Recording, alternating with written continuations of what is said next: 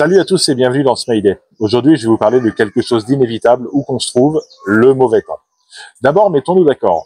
Il ne s'agit pas d'une tempête ou d'un coup de vent, mais d'une météo que vous subissez au port ou au mouillage et qui vient vous rendre difficile ou d'impossible de faire des activités extérieures qui sont pourtant l'apanage de la plaisance. Pour bien passer le temps lorsqu'il pleut et que la météo n'est pas à la bronzette sur le pont, il est important d'avoir prévu avant le départ ce que chacune et chacun aura envie de faire dans ce cas. Bien sûr, on peut toujours aller s'enfermer dans un bar ou un restaurant, mais bon, le temps vous semblera pas plus court et surtout, il vous coûtera de l'argent. Et si vous n'avez rien prévu, voici une petite liste d'activités qui permettront à tous, petits comme grands, de faire quelque chose d'autre que regarder la télé ou d'être sur les réseaux sociaux. Même si, bon, la présence sur les réseaux sociaux, j'en sais quelque chose.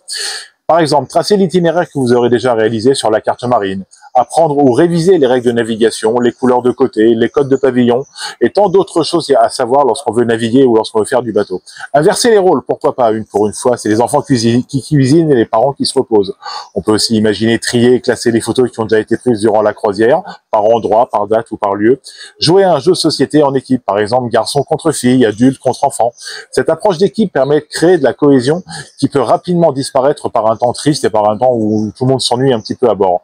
On peut aussi jouer à se raconter des histoires, c'est amusant, mais chacun, histoire adulte comme enfant, peut inventer une histoire, qu'elle soit amusante ou effrayante, qu'il racontera à tout l'équipage. Ça permet à tout le monde de participer.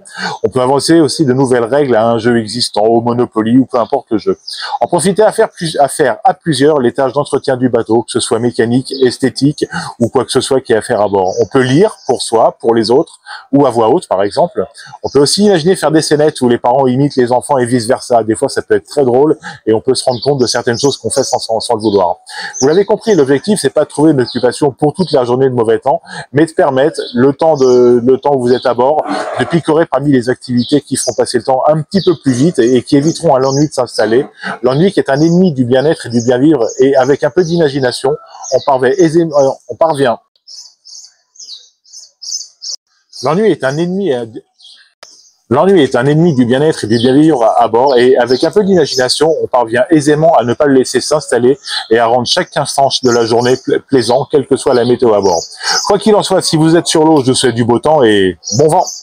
N'hésitez pas à liker cette vidéo et vous abonner pour plus d'informations sur la mer et le monde du nautisme. Si vous êtes sur l'eau, je vous souhaite du beau temps et bon vent.